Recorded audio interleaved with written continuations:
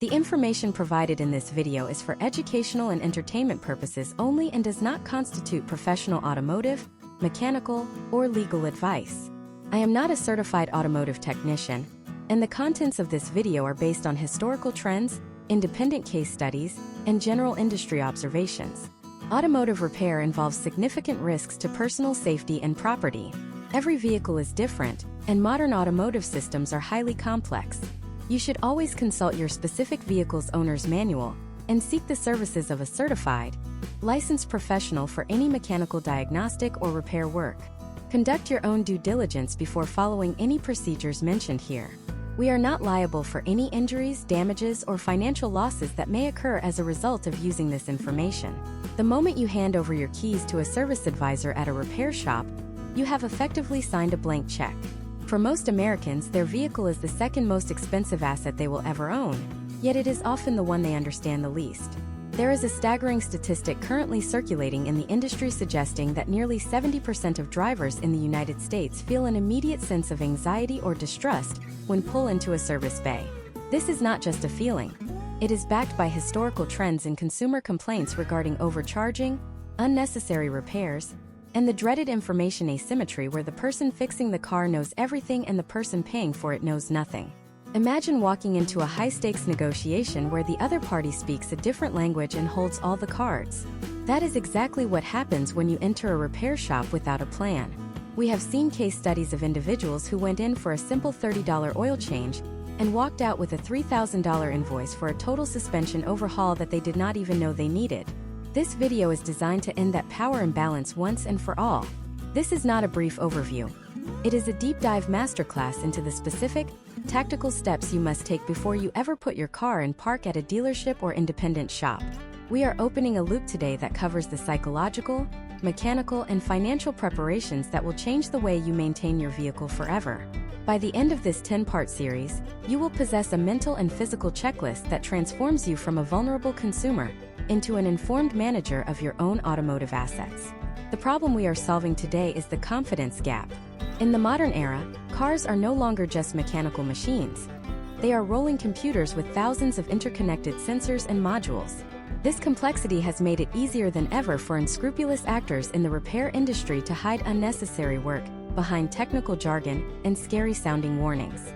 When a service advisor tells you that your lateral accelerometer is throwing a hard code and your fluid levels are at a critical depletion point, your natural instinct is to panic and say yes to whatever they suggest to keep your family safe. That panic is what costs you hundreds, if not thousands of dollars every year. Today, we are going to dismantle that fear.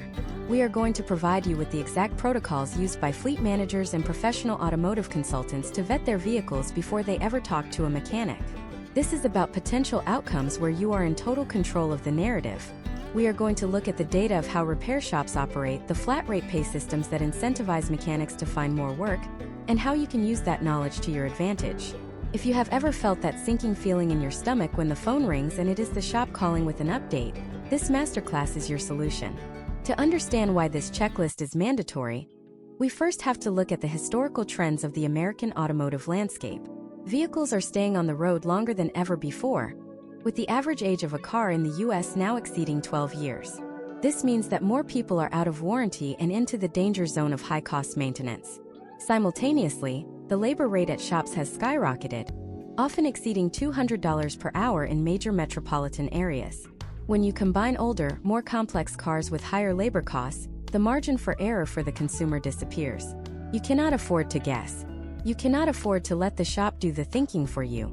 A case study from a consumer advocacy group recently highlighted a driver in California who was quoted $5,000 for a new transmission. Before authorizing the work, the driver used a basic diagnostic checklist similar to what we are discussing today, and discovered the issue was actually a loose $40 wiring harness. This is the difference between financial stability and a drain savings account. This masterclass is structured to give you a step-by-step framework. We are starting with the pre-inspection phase, which is everything you do at home in your driveway before you even start the engine to drive to the shop. Most people think the repair process starts at the shop counter. They are wrong. The repair process starts in your own garage. We will be diving into the documentation of symptoms, where we move beyond saying my car makes a noise and into providing a technical profile of the sound, the frequency, the temperature dependence, and the specific load conditions under which it occurs. We will discuss the physical walk-around, where you take photographic evidence of your car's current state to prevent the common issue of mystery dents or scratches appearing while the car is in the shop's possession. We will also cover the essential research phase, where you use technical service bulletins and recall databases to see if the manufacturer has already identified your problem, which could potentially result in a free repair under a hidden warranty or a known campaign. Beyond the mechanical, we are going into the financial preparation. You need to have a predetermined authorized limit and a clear understanding of the difference between an estimate and a diagnostic fee. We will show you how to ask for your old parts back, a simple request that historically reduces the likelihood of a shop claiming they replaced something they didn't. This is about creating a paper trail that makes it clear to the shop that you are an informed, meticulous owner. When a shop sees a customer who has a documented log of the issue and a clear understanding of the vehicle's history, they are statistically less likely to attempt aggressive upselling tactics. They recognize that you are not an easy target. This first part of our masterclass is the foundation. If you don't get the hook and the promise of this preparation right, the rest of the technical details won't matter. We are building a system of accountability. You are going to learn how to interview a shop before you give them your business, looking for certifications like ASE and checking their standing with the Better Business Bureau. We are going to discuss the importance of the initial conversation with the service advisor, the gatekeeper of the shop, and how to use specific language that signals your expertise without being confrontational. This is about building a professional relationship based on mutual respect and data, rather than one based on mystery and fear. By the time we finish this deep dive, you will have a physical checklist that you can keep in your glove box. You will know exactly what to check under the hood, what to look for on your tires, how to test your own battery, and how to read basic OBD2 codes yourself. We are moving from the era of being a passive passenger in your car's maintenance to being the chief operating officer of your vehicle. The stakes are too high to do anything less. Your car is what gets you to work, what takes your children to school, and what provides you with the freedom of the open road. Protecting that asset through rigorous preparation is not just a suggestion. In 2026, it is a financial necessity. Let's begin the process of taking back control. The first critical pillar of your pre-repair protocol is the creation of a technical symptom profile. Imagine a driver named Marcus in Columbus, Ohio. It is February 2026, and Marcus notices a subtle vibration in his steering wheel whenever he exceeds 65 miles per hour.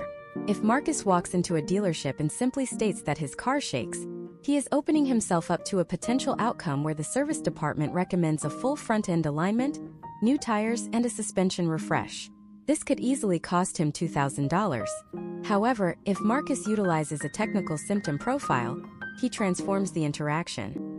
He documents that the vibration only occurs between 65 and 75 miles per hour, disappears when he taps the brakes, and is most prominent after the car has been sitting for 48 hours. By providing these specific data points, Marcus limits the diagnostic window, preventing the technician from billing hours of labor searching for a phantom issue. Historical trends in automotive service suggest that the more vague a customer is, the higher the final invoice tends to be. This is because labor is often billed in flat-rate hours.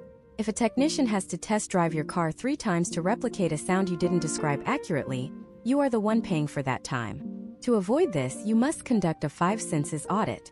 Start with sound. Is it a high-pitched squeal, which often indicates a worn belt or brake wear indicator? Or is it a low-frequency growl, which points toward a wheel bearing or differential issue? Use your phone to record the audio. In 2026, smartphone microphones are sophisticated enough to capture specific mechanical frequencies. Hold the device near the floorboard or the window where the sound is loudest, but only do this when it is safe or have a passenger assist you. Next, move to the sense of smell. A sweet, maple syrup scent is a classic indicator of an ethylene glycol leak, meaning your cooling system is compromised. An acrid, sharp smell like burning toast often points to an electrical short or a seizing alternator.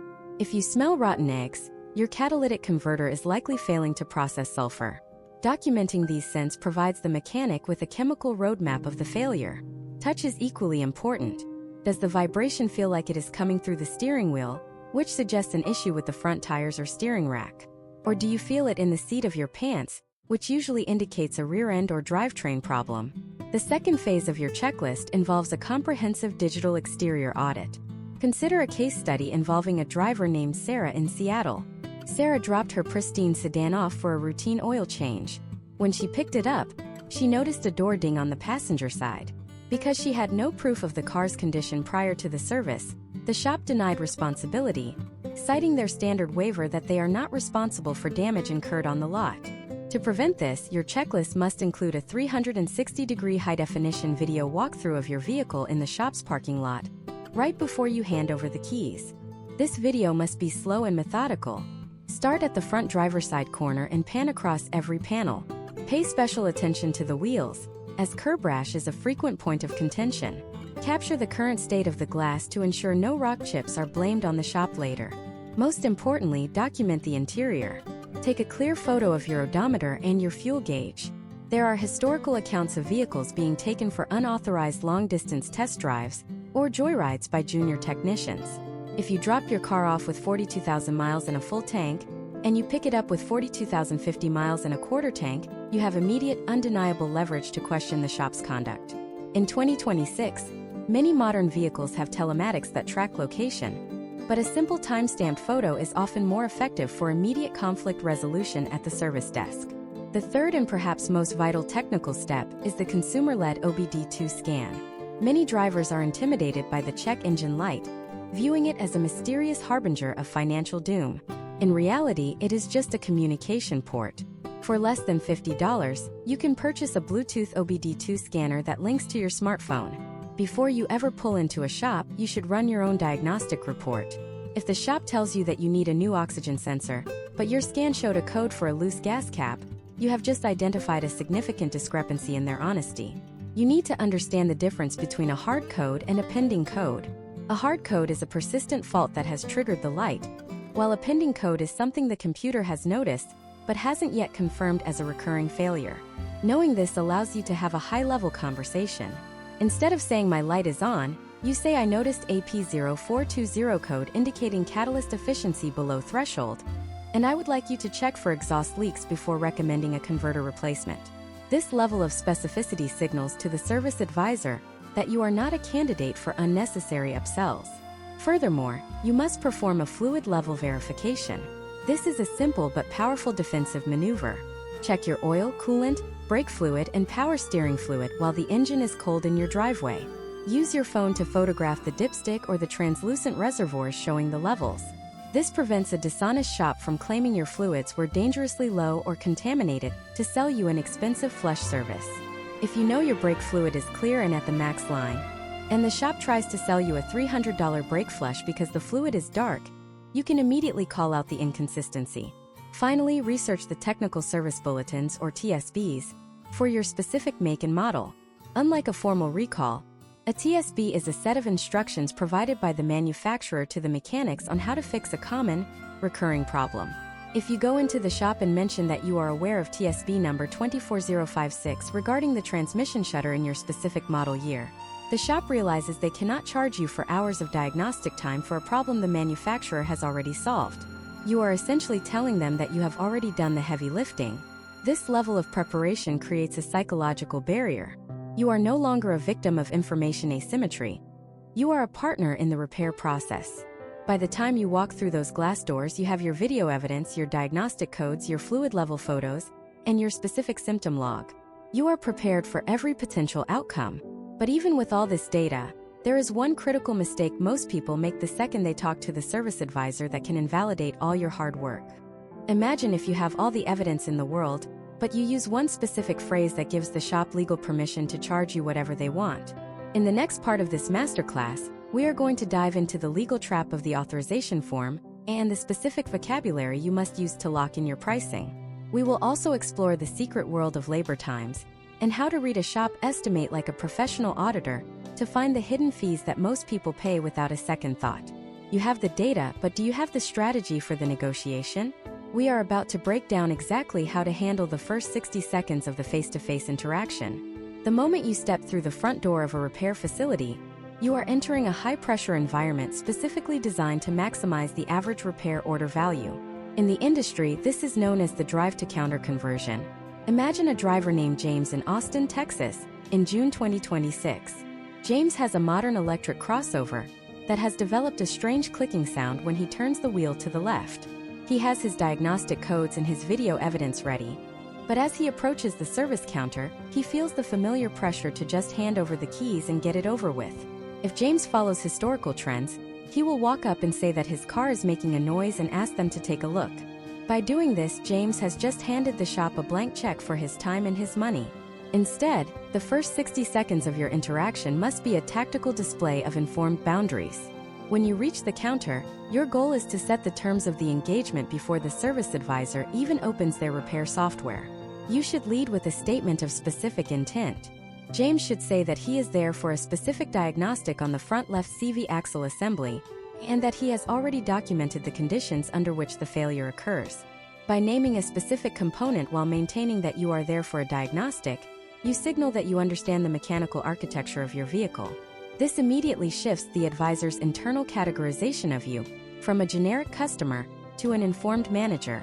Historical trends in service centers show that advisors are less likely to attempt aggressive upselling when they perceive a high level of mechanical literacy from the client. As the advisor begins to type, they will eventually present you with a document to sign, either on a physical clipboard or a digital tablet. This is the repair order or the RO, and it is the most important legal document in the entire process. This is where most consumers fall into a trap that can lead to devastating financial outcomes. Look closely at the fine print. Most pre-printed forms include a clause that says something to the effect of "I hereby authorize all necessary repairs and labor required to resolve the issue." In 2026, with labor rates in many U.S. cities reaching $250 per hour, signing this is equivalent to giving the shop permission to spend your entire savings account without calling you back. You must physically or digitally strike through that language. Instead, write in the words "diagnostic only, not to exceed $150. Any additional labor or parts require a new, written estimate and my explicit signature." The concept of the diagnostic fee is a major point of contention for many drivers, but a professional masterclass approach recognizes it as a necessary protection. Shops use the diagnostic fee to cover the time of their most skilled technicians and the cost of their expensive software subscriptions. However, the negotiation happens in how that fee is applied. A standard industry practice that you should request is that the diagnostic fee be rolled into the final repair if you choose to have the work performed at that shop. You should ask the advisor if they apply the diagnostic charge toward the labor of the repair. If they say no, you are looking at a potential outcome where you pay for the same hour of labor twice. Documenting this agreement on the RO before you leave is a critical step in your checklist. Once the car is in the system, you must understand the hidden world of labor guides. Most shops in the United States use a flat rate system based on third-party software like AllData or Mitchell 1. These guides dictate exactly how many hours a job should take. For example, if the guide says a water pump on your specific engine takes 4 hours to replace, the shop will charge you for 4 hours of labor even if their master technician finishes it in 90 minutes. This is a standard industry historical trend, but where it becomes problematic is when shops overlap labor. Imagine if your car needs a water pump and a timing belt. To get to the timing belt, the mechanic already has to remove the water pump. A dishonest or lazy shop might charge you 4 hours for the pump and another 5 hours for the belt, totaling 9 hours. In reality, because the labor overlaps, the total time should only be about 5.5 hours. During your initial interaction, you must state that you expect an itemized estimate that shows the specific labor hours for each task, and that you will be checking for labor overlap. This one sentence can save you hundreds of dollars because it tells the service advisor that you know how the flat rate system works. You are essentially telling them that you are auditing their math in real time. Another common area for hidden costs is the parts markup. In 2026, the gap between the wholesale price of a part and what the shop charges the consumer has widened significantly. It is not uncommon to see a 300% markup on simple items like cabin filters or sensors. While it is generally not advised to bring your own parts due to warranty complications, you should ask the advisor if they are using original equipment manufacturer or OEM parts, or if they are using aftermarket alternatives. If they are using aftermarket parts but charging you OEM prices, you are being overcharged. Demand to see the parts brand and part number on your estimate. You must also look for the shop supplies and environmental fees line items. These are often calculated as a percentage of the total labor, sometimes capped at $30 or $50, but sometimes left open-ended. If you are seeing a $75 charge for shop supplies on a job that only required a single wrench and a screwdriver, you are looking at a pure profit center for the shop. Ask for a justification of these fees.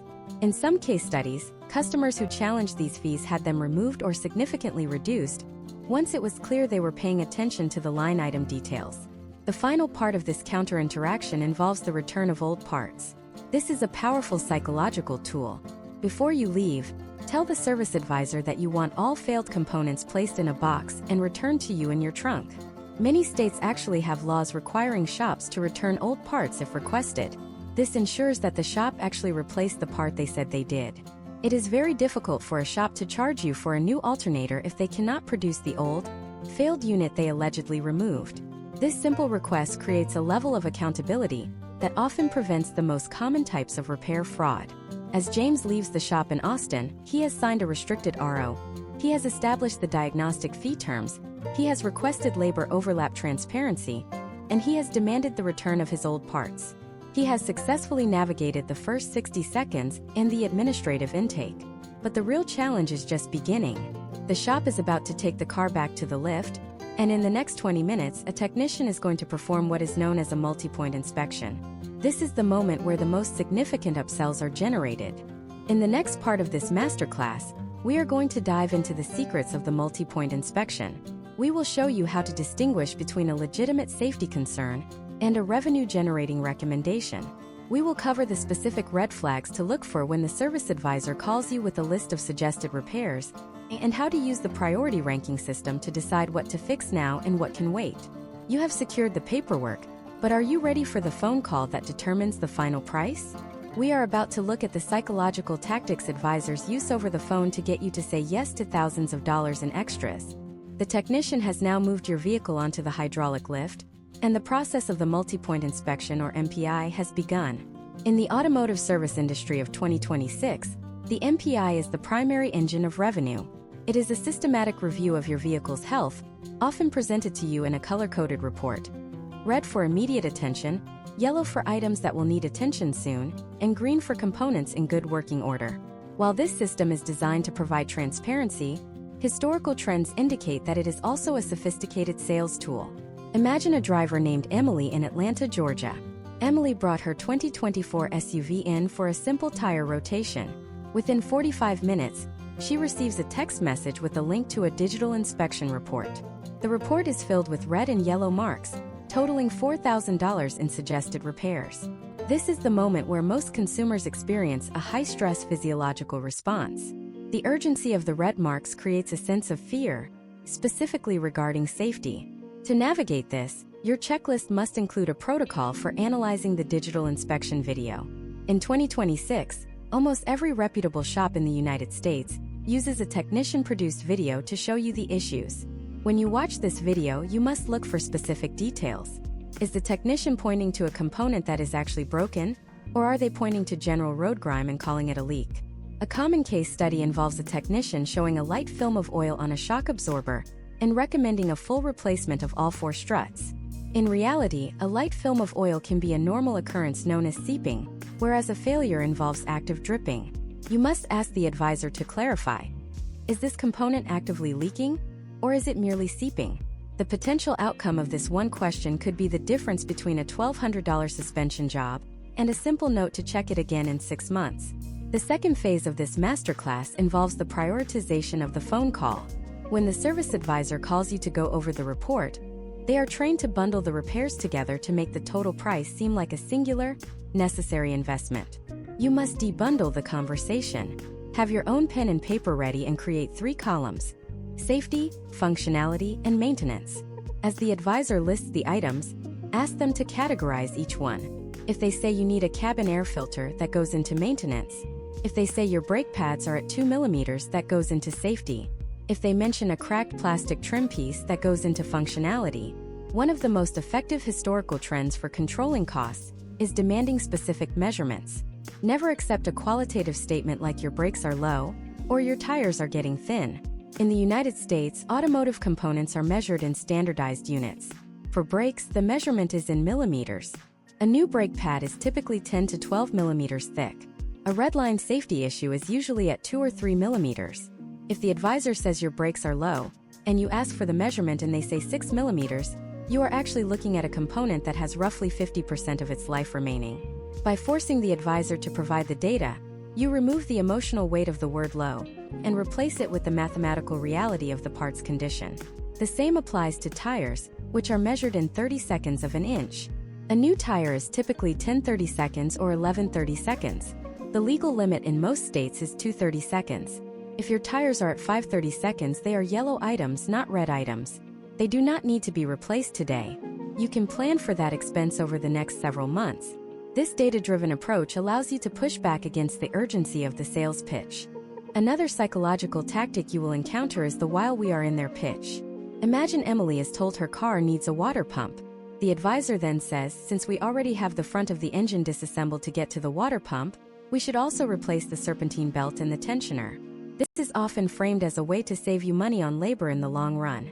While this can be a legitimate recommendation based on historical trends of component failure, you must verify the labor overlap. Ask the advisor, how many labor hours are being charged for the water pump, and how many additional labor hours are being added for the belt? If the belt has to come off anyway to reach the pump, the additional labor for the belt should be 0 or a very nominal amount such as 15 minutes. If they are charging you the full book time for both, they are double charging you for the same disassembly work. You must also be wary of the fluid flush phenomenon. Modern vehicles in 2026 have much longer fluid life cycles than cars from 20 years ago. However, shops still frequently recommend transmission flushes, coolant flushes, and power steering flushes based on mileage, rather than the actual condition of the fluid. Refer back to your owner's manual, which we discussed in the pre-repair phase. If your manual says the transmission fluid is rated for 100,000 miles, and the shop is recommending a flush at 30,000 miles, ask them for the chemical justification. Do they have a fluid analysis showing contamination? Or are they simply following a shop-specific menu? Case studies have shown that unnecessary flushes can sometimes even cause issues in older high-mileage transmissions by dislodging settled debris. During this phone call, you must also maintain your authorized limit. If you wrote on your initial paperwork that you authorized $150 for a diagnostic, and the advisor starts talking about a $3,000 repair, remind them that you have not authorized any work beyond the diagnostic. Tell them, I appreciate the information. Please send me the full itemized estimate via email, so I can review the part numbers and labor times. Do not feel pressured to give a verbal yes on the phone. In the high-stakes environment of 2026, taking 20 minutes to research a part number or check a labor guide on your own computer can save you a significant percentage of the total bill. This leads to the concept of the secondary consultation. If the repair estimate exceeds a certain threshold, such as $1,000, it is a historical trend for savvy consumers to seek a second opinion. Tell the advisor, I need to digest this information, and I will call you back within the hour. This break in the conversation breaks the psychological momentum the advisor has built. It gives you the space to breathe and to verify if the suggested repairs align with the symptoms you documented in Part 2 of this masterclass. If you went in for a clicking sound while turning, and they are recommending a new battery and a fuel system cleaning, you know that those items are not related to your primary concern. By the end of this phone call, you should have a clear, prioritized list of what is actually broken versus what is merely being suggested. You have the measurements, you have the labor hours, and you have the digital evidence. But there is still one more hurdle: the parts themselves. In the next part of this masterclass, we are going to explore the world of parts sourcing. We will look at the difference between OEM, CAPA-certified aftermarket, and salvaged parts. We will also discuss the specific language you need to use to ensure the shop isn't installing substandard components while charging you premium prices. We are going to look at how the supply chain realities of 2026 affect your repair time and how to spot the red flags of a shop that is marking up parts by 500%. The car is still on the lift, the decisions are being made, and now we are going to dive into the physical components that will either fix your car or lead to a repeat failure. The physical component of your repair is where the financial and mechanical reality of your car truly lives. In the automotive world of 2026, the part itself is no longer just a hunk of metal or rubber. It is often an integrated piece of technology containing its own microprocessors and firmware. Imagine a driver named David in Chicago, Illinois. David is told by a service advisor that his 2024 luxury sedan needs a new electronic power steering rack. The estimate is $5,000. When David asks why, the advisor explains that the part alone is $4,000. This is where David's checklist becomes his most valuable asset. The first question David must ask is about the origin and classification of the part. In the United States, we generally categorize parts into 4 tiers: original equipment manufacturer or OEM, Tier 1 aftermarket, white label aftermarket, and salvaged or remanufactured. Historical trends show that the most common point of failure in a repair is not the labor, but the incompatibility or poor quality of the replacement part. An OEM part is the exact component that was installed on the assembly line. It comes in a box with the vehicle manufacturer's logo on it. In 2026, this is the gold standard because of the complex software handshakes required between the part and the vehicle's central computer. If David chooses an aftermarket steering rack, he might save $1,500 up front, but there is a significant historical trend of aftermarket electronics failing to communicate with the car's advanced driver assistance systems, leading to a potential outcome where his lane keep assist or automated emergency braking no longer functions correctly. You must ask the shop, is this an OEM part? And if not, does it carry a CAPA certification? CAPA, or the Certified Automotive Parts Association, is a non-profit that tests parts to ensure they match the quality and safety standards of the original equipment. If a part is an OEM and isn't CAPA certified, you are essentially gambling with the longevity of your repair. Next, you must address the markup. It is a standard industry practice for shops to purchase parts from a local wholesaler and then apply a markup before billing the customer. However, in 2026, the transparency of the internet has made it easier to spot price gouging. While David is standing at the counter or sitting in the waiting room, he should use his phone to look up the part number on a reputable site like RockAuto or a wholesale dealership parts website. If David finds the OEM steering rack for $2,000 and the shop is charging him $4,000, he is seeing a 100% markup. While shops need to make a profit to stay in business and cover the cost of their warranty, a markup exceeding 50 to 60% is often considered excessive in many consumer advocacy case studies. David should not be confrontational. Instead, he should say, I noticed that the wholesale price for this specific part number is significantly lower. Can you explain the discrepancy in the parts pricing? And does this price include a shop-backed warranty that exceeds the manufacturer's warranty? Often, when a shop knows you have looked up the part number, they may be more willing to negotiate the parts price to a more reasonable level. The third technical detail in your parts checklist is the distinction between new and remanufactured. For components like alternators, starters, and transmissions, the industry relies heavily on remanufactured units. This means a failed unit was sent back to a factory, disassembled, cleaned, and rebuilt with newer items. This is not the same as a used part from a junkyard. However, even within remanufactured parts, quality varies wildly. You must ask, is this a factory remanufactured unit or a local rebuild? Factory remanufactured parts usually carry a nationwide warranty, meaning if the part fails while you are on a road trip 3 states away, you can go to any authorized dealer or participating shop to get it fixed at no cost. A local rebuild might only be warranted by the specific shop doing the work. In 2026, with the high cost of labor, you cannot afford to pay for the same repair twice. We must also talk about the 2026 supply chain reality. We are currently seeing historical trends where certain specialized sensors and control modules are on backorder for weeks or even months. Some shops might use this as leverage to pressure you into a more expensive, in-stock option. They might say we can get the OEM part in 3 weeks, or we have this generic brand in the back right now that we can install today for an extra $200. This is a classic pressure tactic. Your checklist should include asking for the specific estimated time of arrival, or ETA, for the correct part. If your car is still drivable, it is almost always better to wait for the high-quality component rather than rushing into a substandard part that could lead to a repeat failure. Another deep dive point is the concept of a kit versus a component. For many repairs, such as a timing belt or a clutch, the part itself is relatively inexpensive compared to the labor. In these cases, it is a historical trend to replace all related components, while the technician has the car disassembled. If you are replacing a timing belt, your checklist should include the water pump, the tensioner, and the idler pulleys. If you only replace the belt and the $10 tensioner fails 3 months later, you will have to pay the entire labor cost all over again. Ask the service advisor, does this estimate include a complete component kit? Or are we only replacing the single failed item? This is about the potential outcome of long-term reliability. Finally, you must insist on seeing the packaging or the invoice for the parts used. Before the car is handed back to you, Ask the advisor to show you the part numbers on the final invoice and match them to the estimate. There have been case studies where shops billed for premium OEM parts, but actually installed budget aftermarket components. By asking for the part numbers and the return of your old parts in the original boxes of the new ones, you create a circle of accountability that is very difficult for a dishonest shop to break. As David sits in Chicago, he has now vetted the steering rack. He knows it is OEM, he has negotiated the markup down to a reasonable level, and he has confirmed that it is a factory new unit with a nationwide warranty. He is ready to authorize the repair. But the work hasn't started yet. The car is still on the lift, and the technician is about to begin the actual disassembly. This is where the shadow phase begins, the period where you have no eyes on your vehicle, and you are relying entirely on the integrity of the person behind the wrench.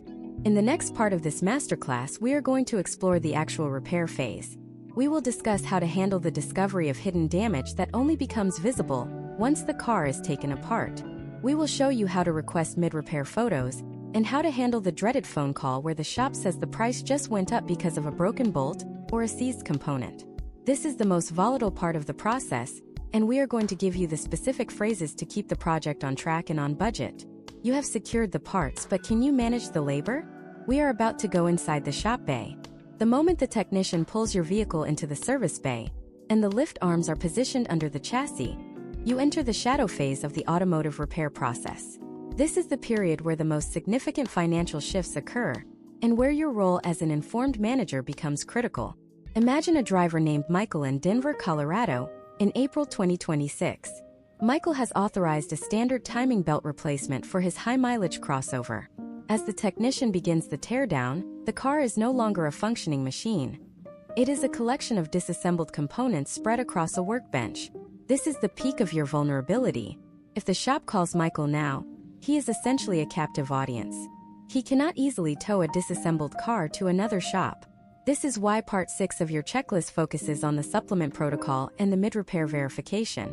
In the modern service environment of 2026, a supplement is a formal request to amend the original repair order based on findings discovered during disassembly. Historical trends indicate that approximately 30% of major repairs result in a supplement.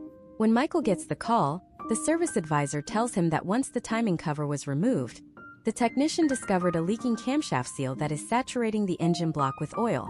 If this oil reaches the new belt, it will cause the rubber to degrade prematurely, leading to a potential outcome of catastrophic engine failure. This is a legitimate mechanical concern, but for Michael, it is a high-stakes financial decision. Your first step in the mid-repair verification is to demand visual evidence. In 2026, digital transparency is not just a luxury, it is the industry standard. Most professional shops use digital vehicle inspection or DVI software that allows technicians to attach high-definition photos and videos directly to your repair order. Michael should not simply take the advisor's word for it. He should say, "I understand the concern. Please upload a clear, high-resolution photo of the camshaft seal leak to the digital inspection portal before I authorize the additional labor." By doing this, Michael ensures that the leak is real and specific to his vehicle. There have been documented case studies where unscrupulous shops use stock photos of failed parts to justify supplemental repairs. Checking the metadata or looking for unique identifiers in the photo, such as the color of his car's paint or a specific scratch on the engine block, confirms the validity of the claim. Once the discovery is verified, you must address the labor overlap once again, but with more granularity. Replacing a camshaft seal during a timing belt job should not cost the same as replacing it as a standalone repair. The technician has already performed 90% of the labor required to reach the seal by removing the timing belt. Michael must ask the service advisor for the specific labor operation code for the seal replacement. He should then ask how much additional time is being added to the existing clock hours. In the United States, a standalone cam seal job might be billed at 3 hours, but as a supplement to a timing belt job, it should only add approximately 30 minutes of labor. If the shop tries to bill Michael for the full 3 hours, they are effectively double charging him for the disassembly and reassembly process. Another critical scenario in the shadow phase is the broken bolt or seized component. This is especially prevalent in the Rust Belt states where road salt causes significant underside corrosion. Imagine if the technician tells Michael that a bolt snapped off in the engine block while they were removing the water pump, and they need an additional $200 in labor to extract it and repair the threads. This is a delicate negotiation. Historical trends in the industry suggest that if a bolt breaks during a standard removal procedure using correct tools, the customer is responsible for the additional labor. However, if the technician used an impact wrench on a delicate bolt or failed to use penetrating oil and heat on a clearly corroded fastener, the responsibility shifts to the shop. Michael's response should be technical and specific. He should ask, did the technician utilize induction heating or a specific penetrating catalyst prior to the removal attempt? And was the bolt removed with hand tools or an air impact? In 2026, professional technicians have access to induction heaters that use magnetic fields to heat a bolt to a cherry red glow in seconds without using an open flame. This is the gold standard for preventing broken bolts. If the shop admits they did not use these preventative measures, Michael has a strong case to ask the shop to split the cost of the extraction labor or waive it entirely as a gesture of professional workmanship. During the labor phase, you should also monitor the time on task. Most modern shops in the United States use an electronic time clock system where technicians punch in and out of specific repair orders. While you are billed based on flat rate hours, the actual clock hours are recorded in the shop's back-end system. If a shop tells you a job is taking much longer than expected due to unforeseen complications, ask the service advisor to provide a summary of the technician's actual clock hours spent on the vehicle. While they are not legally required to provide this in every state, the mere request often leads to a more honest conversation about why the repair is stalling. You must also be aware of the 2026 reality of calibration. Many mechanical repairs now require a secondary electronic calibration. If Michael's timing belt job involved disconnecting the battery or moving certain sensors, the car's computer may need a specific reset procedure. Shops often add a calibration fee of $100 to $200 to the end of the bill. Your checklist should include asking if the initial labor quote included all necessary software resets and calibrations. If they try to add this at the end, point back to your initial agreement where you authorized a complete repair to resolve the specific symptom. As the repair nears completion, the shop enters the reassembly phase. This is where the return of parts becomes a physical reality. Michael should remind the service advisor one last time that he expects all old parts, including the failed camshaft seal and the old timing belt, to be placed in the boxes that the new parts came in. This is his evidence that the work was performed. Michael has successfully managed the shadow phase. He verified the supplemental leak with digital evidence, he negotiated the labor overlap for the seal, he questioned the technical procedure for the seized bolt, and he ensured that the software calibrations were included in the price. The technician is now torquing the final bolts and refilling the fluids. The car is coming off the lift, but the process is not over. Just because the shop says the car is fixed does not mean it is ready for the road. In the next part of this masterclass, we are going to dive into the post-repair quality control protocol. We will discuss the specific steps you must take during the test drive before you ever hand over your credit card. We will show you how to inspect the work under the hood for missing clips, loose bolts, and fluid leaks that often occur during a rushed reassembly. We will also cover the secret of the cleanup and how a shop's attention to the interior of your car after a repair is a leading indicator of the quality of the mechanical work performed. The car is down, the bill is ready, but are you ready to verify the results? We are about to go for a drive. The first rule of the post-repair quality control protocol is that the credit card stays in your wallet until the vehicle has been subjected to a functional stress test. In the service industry of 2026, there is a persistent psychological push to get the customer to finalize the transaction at the desk before they even lay eyes on their vehicle. The service advisor might say, "Your car is parked right out front. I just need your signature here on the final invoice and you are all set." You must resist this momentum.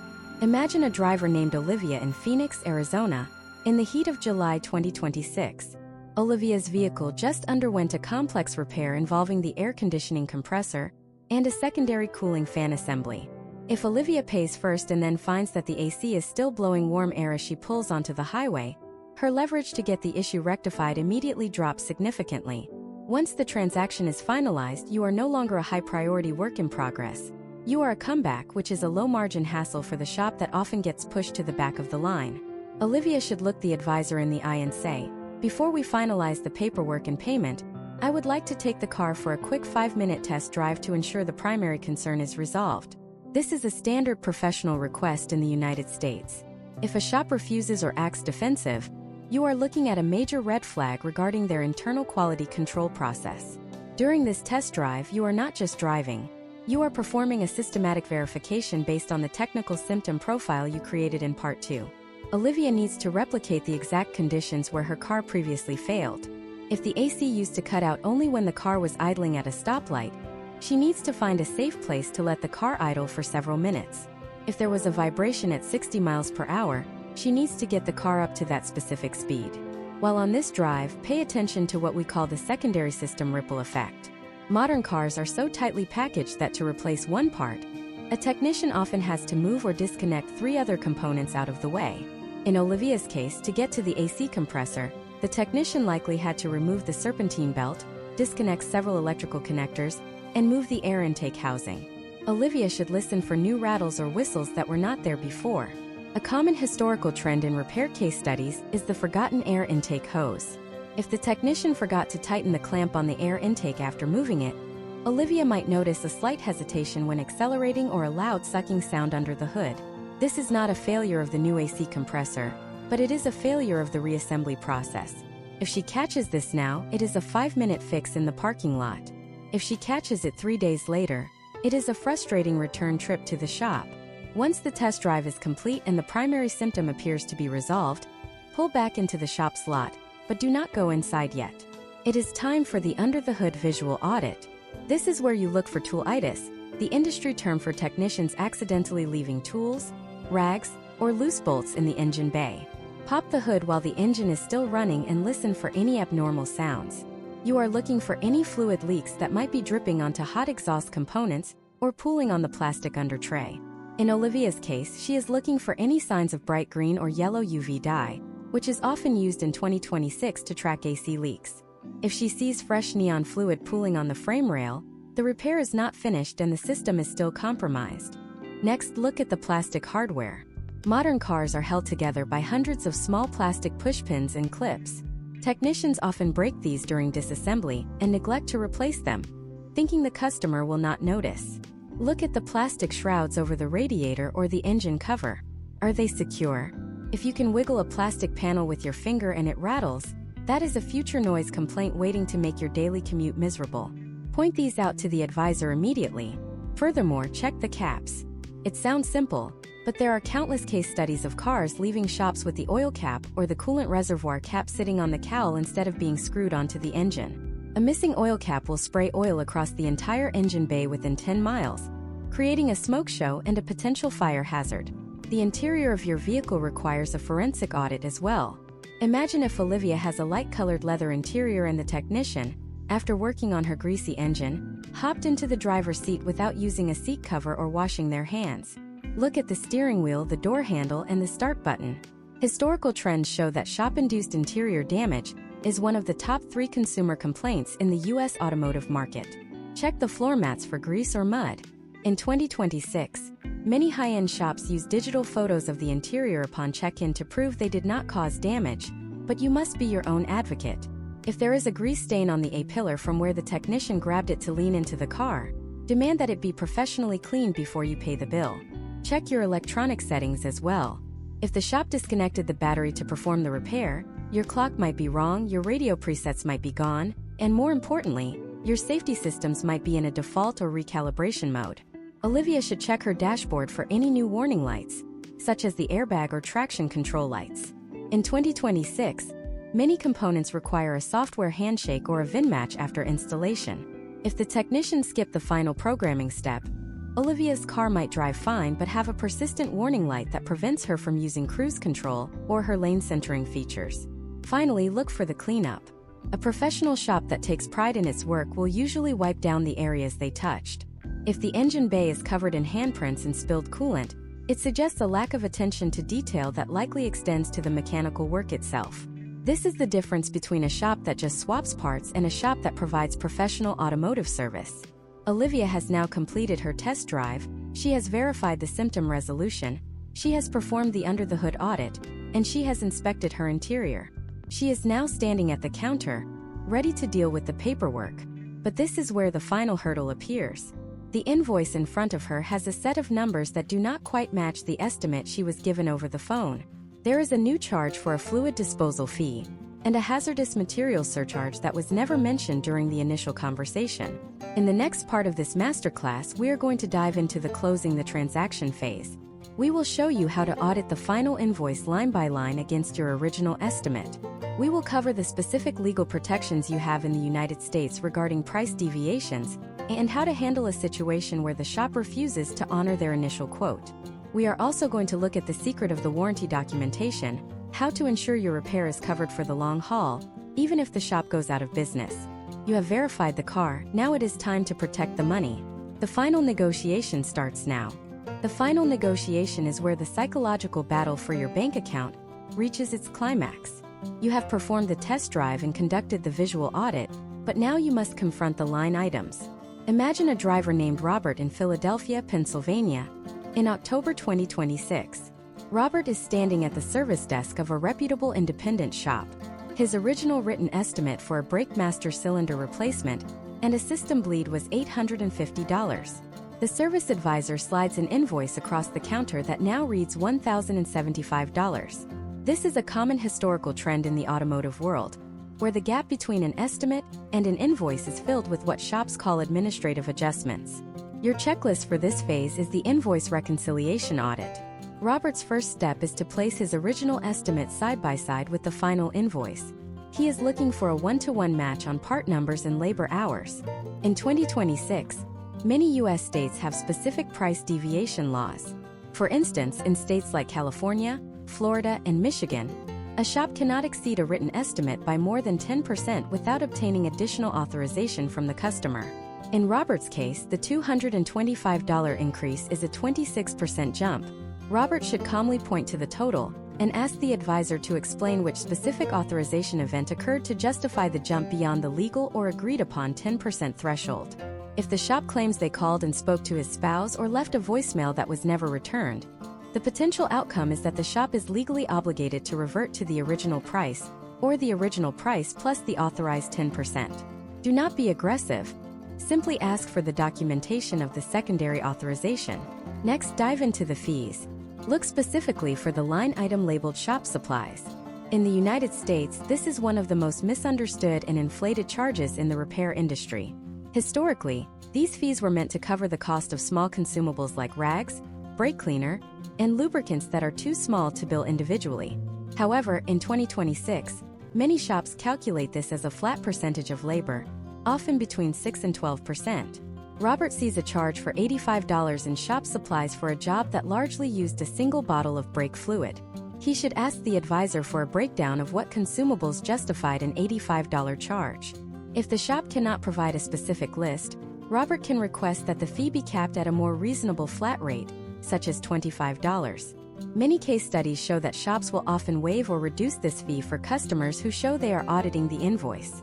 The same scrutiny applies to hazardous waste disposal fees. While shops are required by the EPA and state agencies to dispose of fluids like oil and coolant responsibly, the fee should reflect the volume of fluid disposed.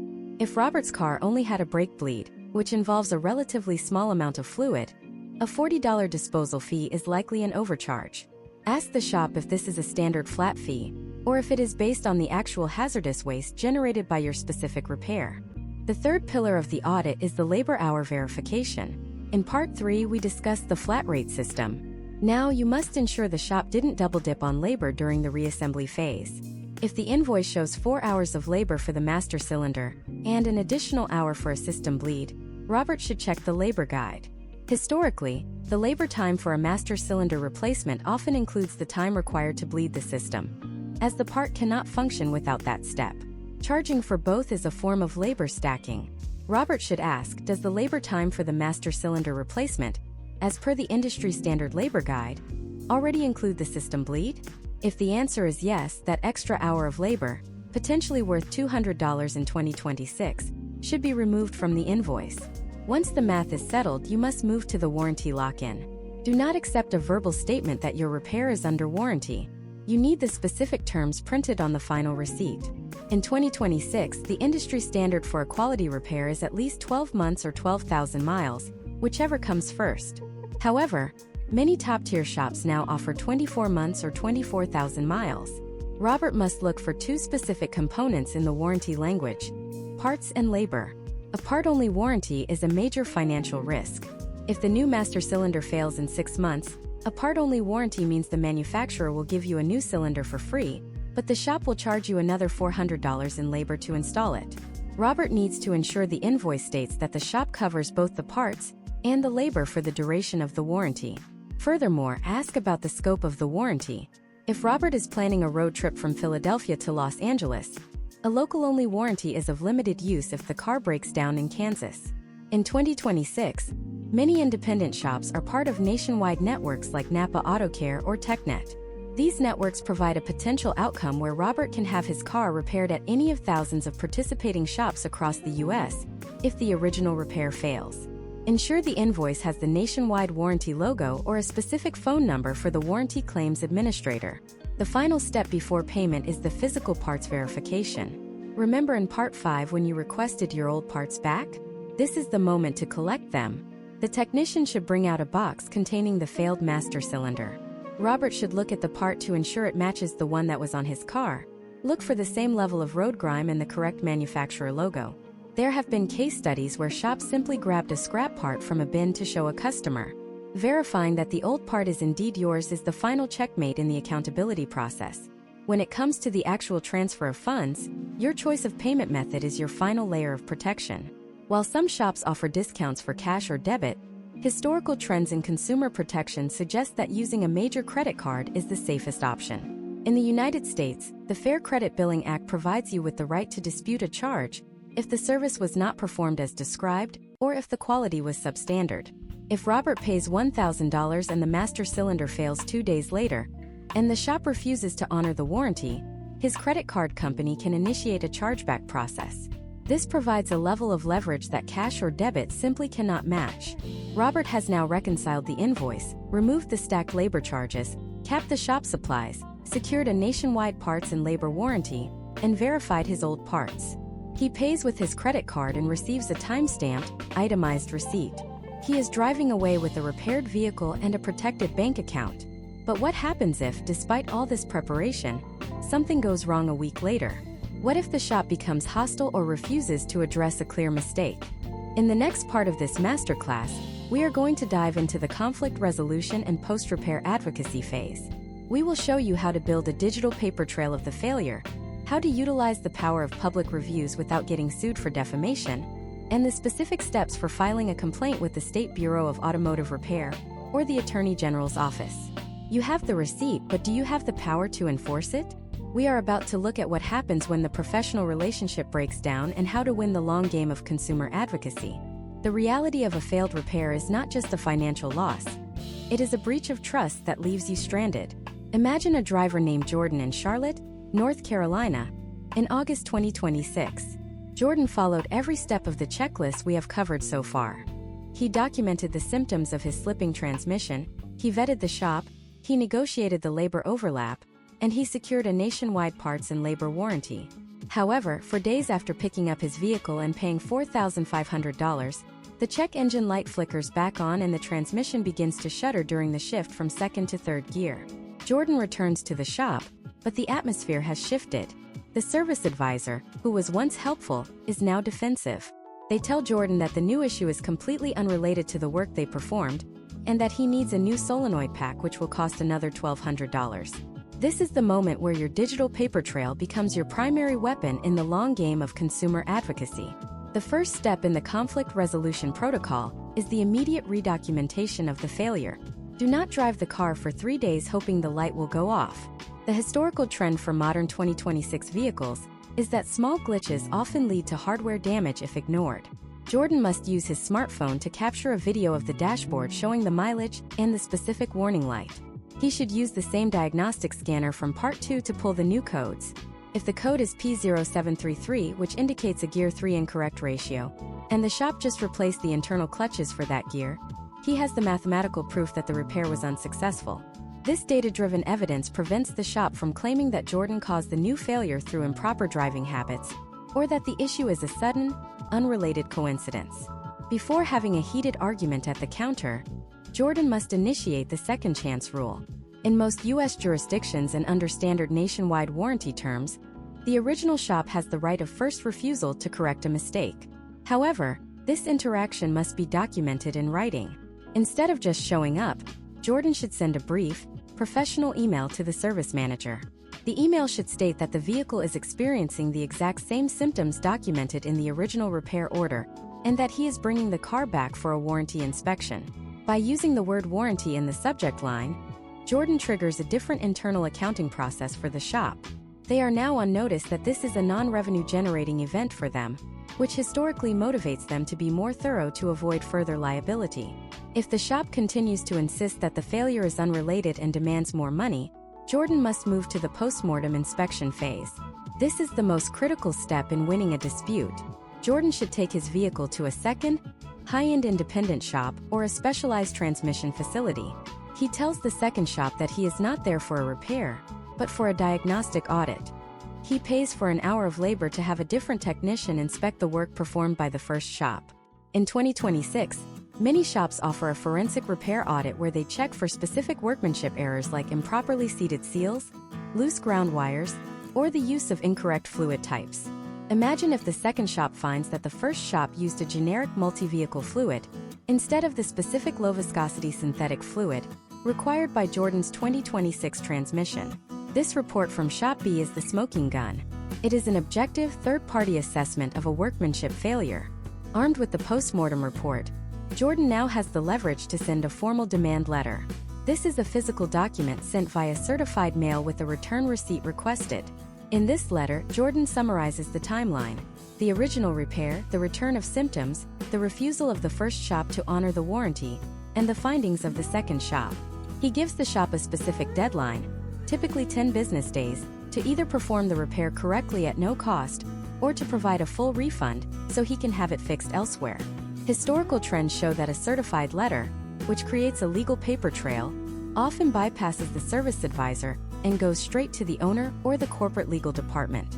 Most shop owners in the United States would rather settle a legitimate dispute for a few $100s than face the potential outcome of a regulatory investigation or a high-stakes lawsuit.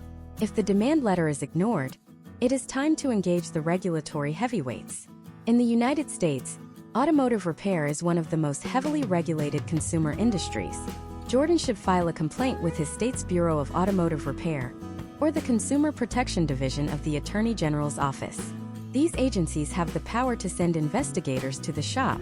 In some case studies, an investigator from a state agency showing up at a shop with a clipboard is enough to trigger an immediate refund offer. Additionally, if the shop is a member of the Better Business Bureau or is an AAA-approved auto repair facility, Jordan can initiate a formal dispute resolution process through those organizations. These entities act as mediators and can often pressure a shop into a settlement to maintain their accreditation. The final frontier is the digital reputation leverage. In 2026, AI-driven review platforms are highly sensitive to factual, detailed accounts of consumer experiences. Jordan should write a review that is devoid of emotional language or insults. He should stick to the facts. I paid X for repair Y, the failure returned in 4 days, Shop B found evidence of workmanship error Z, and Shop A refused to honor the warranty. He should attach photos of the invoices and the post-mortem report. This type of review is devastating to a shop's local search ranking because it signals to the algorithm that the content is high quality and credible. Often, the shop's reputation management team will reach out within hours to offer a resolution in exchange for a follow-up post. Finally, there is small claims court. For repairs under a certain threshold, which in many U.S. states is between $5,000 and $10,000, you do not need an attorney. Jordan would bring his evidence binder, which he has been building since part 1 of this checklist. The binder contains the original symptom log, the pre-repair photos, the restricted repair order, the final invoice, the old parts, the post-mortem report from Shop B, and the certified mail receipt. In a court of law, the person with the most documentation historically has the highest probability of a favorable potential outcome. The judge is not a mechanic. They are a logic-driven arbiter. When Jordan shows a clear line of data from symptom to failed repair to third-party verification, the burden of proof shifts entirely to the shop. Jordan has now moved from a position of being a victim to being a powerful advocate for his own financial interests. He has utilized the regulatory, legal, and digital tools available to him in 2026 to ensure that he is not paying for someone else's mistake. He has played the long game and won, but the ultimate goal is to never reach this stage of conflict again. How do you move forward from a major repair? How do you ensure that the car you just spent thousands of dollars on stays on the road for the next decade without another major failure? In the final part of this masterclass, we are going to look at the post-repair maintenance protocol. We will discuss how to integrate the findings of your repair into your long-term vehicle health plan. We will cover the secret of the lifetime fluid strategy and how to vet your next shop using the data you collected during this experience.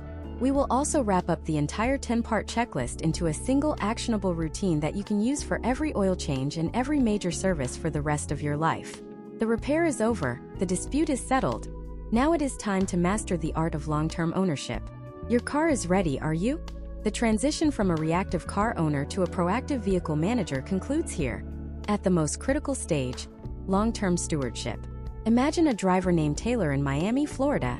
In September 2026, Taylor has just navigated a complex electrical repair on her high-tech hybrid, using the protocols we have established over the last 9 parts. The car is running perfectly, the bill was audited, and the dispute over the diagnostic fee was settled in her favor. Most drivers would simply toss the receipt in the glove box and forget the shop exists until the next warning light appears. But Taylor knows that the historical trends of vehicle longevity in the United States suggest that the first 500 miles after a major repair are the most telling for the next 50,000. This final part of the masterclass is about cementing your victory and ensuring that the work performed stays fixed. The first step in your post-repair maintenance protocol is the 500-mile verification audit. After any significant mechanical work involving fluids, seals, or moving parts, the vehicle needs time to undergo thermal cycling. This means the engine and its components heat up to operating temperature and cool back down to ambient temperature multiple times. During these cycles, gaskets expand and contract, and bolts settle into their torque positions. Taylor's checklist for this week includes a daily visual check of her driveway for fresh drips. She also performs a fluid level check every morning before her commute.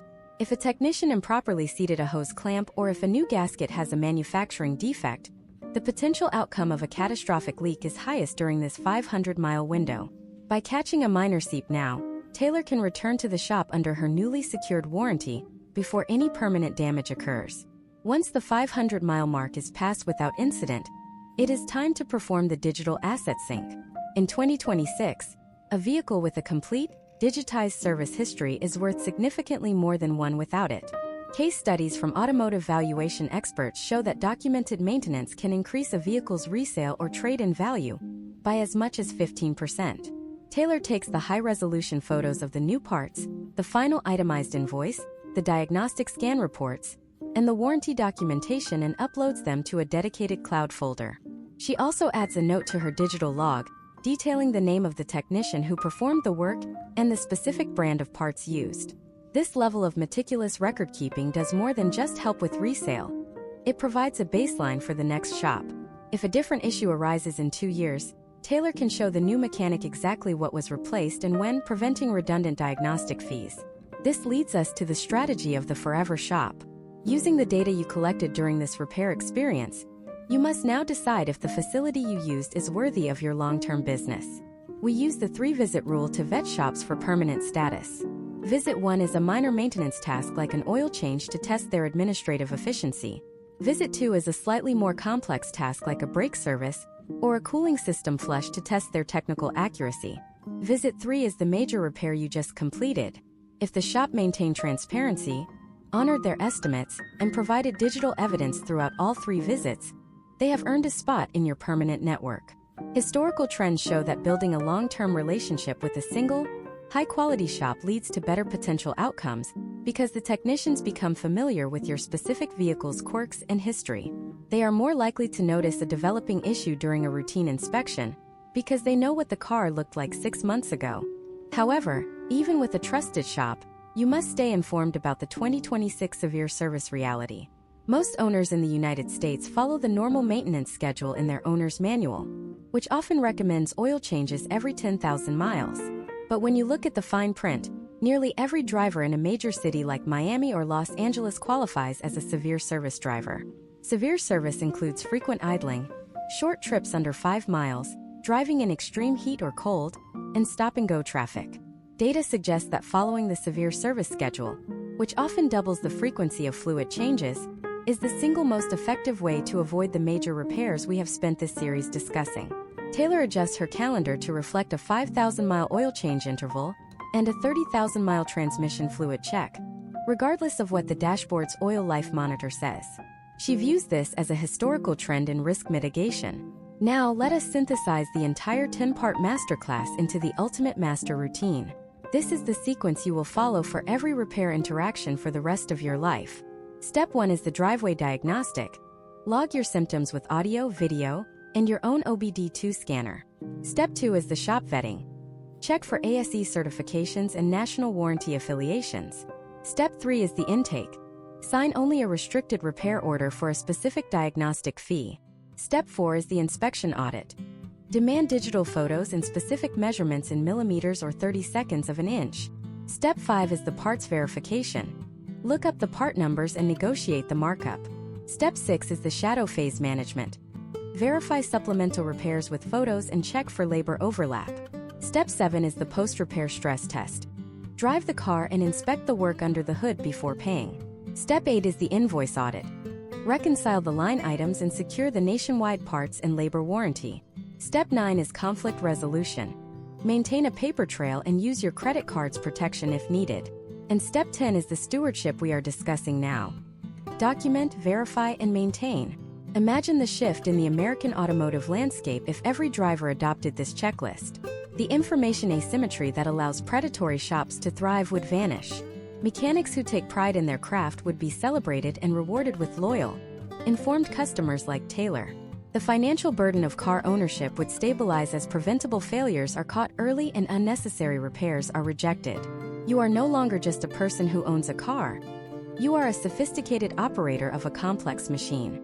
You have the vocabulary to talk to a master technician on their level, the tools to audit a multi-thousand-dollar invoice, and the documentation to protect your asset for its entire life cycle. As we close this deep dive, remember that your car is a tool for your freedom. It provides you with the ability to work, to explore, and to care for your family. By following this checklist, you are not just saving money. You are protecting that freedom. The complexity of vehicles will only increase as we move toward 2030, but the principles of transparency, data, and accountability will always remain the same. You now possess the most comprehensive automotive consumer guide available today. Use it, share it, and never walk into a shop unprepared again. But even with a perfectly maintained car, there is another hidden world of costs that most drivers ignore until it is too late. While you have mastered the mechanical side of the equation, are you prepared for the digital side? Modern cars are now data collection hubs, and your driving habits are being sold to insurance companies in real time. In our next major series, we are going to dive into the privacy crisis on 4 wheels. We will show you how to pull your own driver data report, how to opt out of invasive tracking, and how to protect your insurance rates from being hiked by your car's own sensors. The mechanical repair is over, but the battle for your digital data is just beginning. Are you ready to see what your car is saying about you behind your back?